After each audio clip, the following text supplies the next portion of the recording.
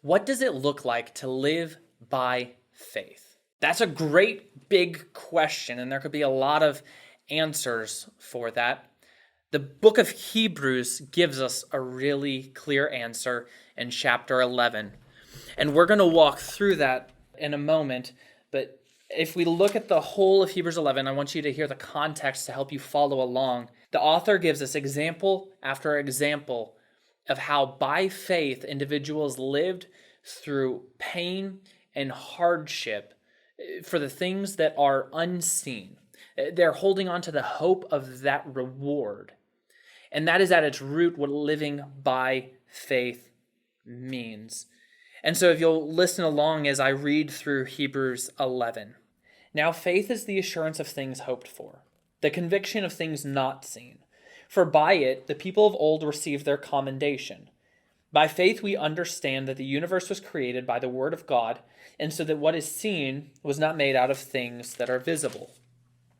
By faith Abel offered to God a more acceptable sacrifice than Cain, through which he was commended as righteous, God commending him by accepting his gifts. And through his faith, though he died, he still speaks. By faith Enoch was taken up so that he should not see death, and he was not found because God had taken him. Now before he was taken, he was commended as having pleased God. And without faith it is impossible to please him, for whoever would draw near to God must believe that he exists, and that he rewards those who seek him. By faith Noah, being warned by God concerning events as yet unseen, in reverent fear constructed an ark for the saving of his household. By this he condemned the world and became an heir of the righteousness that comes by faith. By faith Abraham obeyed when he was called to go out to a place that he was to receive as an inheritance. And he went out not knowing where he was going. By faith he went to live in the land of promise, as in a foreign land, living in tents with Isaac and Jacob, heirs with him of the same promise. For he was looking forward to the city that has foundations, whose designer and builder is God. By faith Sarah herself received power to conceive, even though she was past the age, since she considered him faithful who had promised. Therefore from one man, and him as good as dead, were born descendants as many as the stars of heaven, and as many as the innumerable grains of sand by the seashore. These all died in faith, not having received the things promised, but having seen them and greeted them from afar, and having acknowledged that they were strangers and exiles on the earth. For people who speak thus make it clear that they are seeking a homeland. If they had been thinking of that land from which they had gone out, they would have had the opportunity to return. But as it is, they desire a better country, that is, a heavenly one. Therefore God is not ashamed to be called their God, for he has prepared for them a city. By faith Abraham, when he was tested, offered up Isaac, and he who had received the promises was in the act of offering up his only son, of whom it was said, "Through Isaac shall your offspring be named." He considered that God was able even to raise him from the dead, from which, figuratively speaking, he did receive him back. By faith Isaac invoked future blessings on Jacob and Esau. By faith Jacob, when dying, blessed each of the sons of Joseph, bowing in worship over the head of his staff.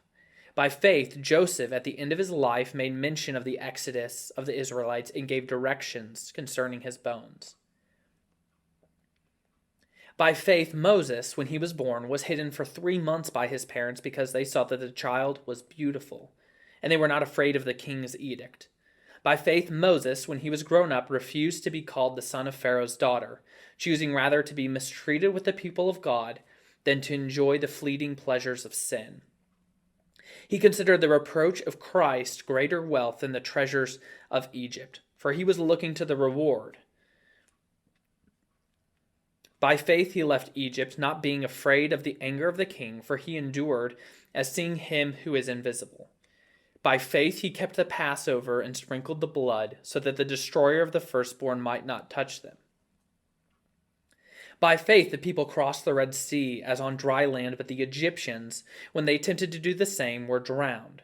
By faith, the walls of Jericho fell down after they had been encircled for 7 days. By faith, Rahab the prostitute did not perish with those who were disobedient, because she had given a friendly welcome to the spies. And what more shall I say? For time would fail me to tell of Gideon, Barak, Samson, Jephthah, of David and Samuel and the prophets, who through faith conquered kingdoms, enforced justice, obtained promises, stopped the mouths of lions, quenched the power of fire, escaped the edge of the sword, were made strong out of weakness, became mighty in war, put foreign armies to flight. Women received back their dead by resurrection. Some were tortured, refusing to accept release so that they might rise again to a better life. Others suffered mocking and flogging, and even chains and imprisonment. They were stoned. They were sawn in two. They were killed with the sword. They went about in skins of sheep and goats, destitute, afflicted, mistreated, of whom the world was not worthy, wandering about in deserts and mountains, and in dens and caves of the earth.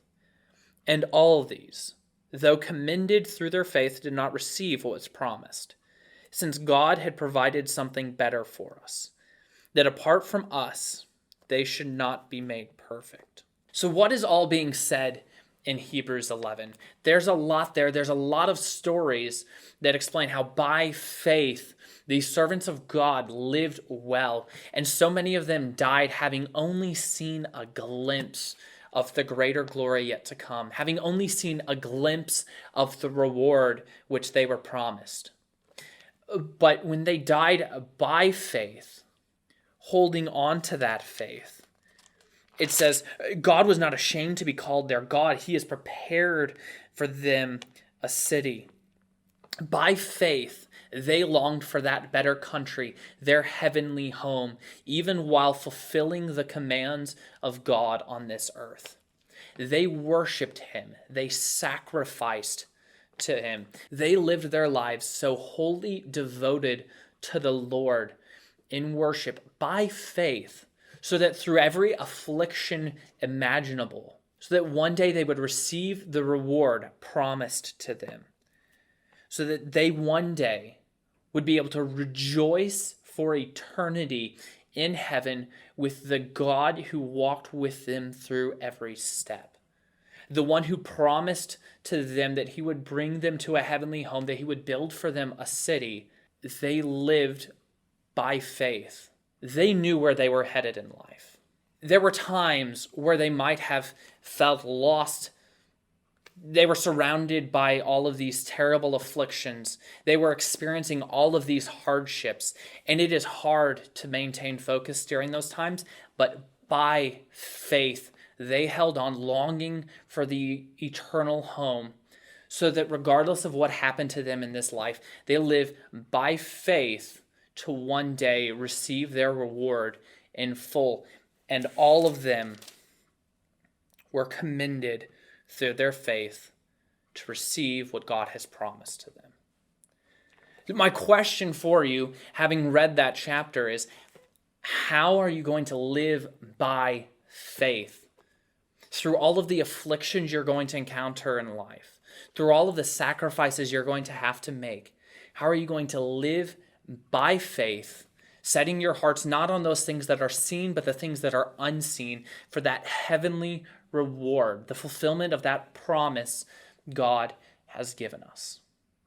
If you don't know what it looks like to live by faith, if you don't know what it looks like to have that faith at the center of your life, reach out to us in the comments or send us an email. We would love to have that conversation with you. We would love to help you on your journey to walk by faith.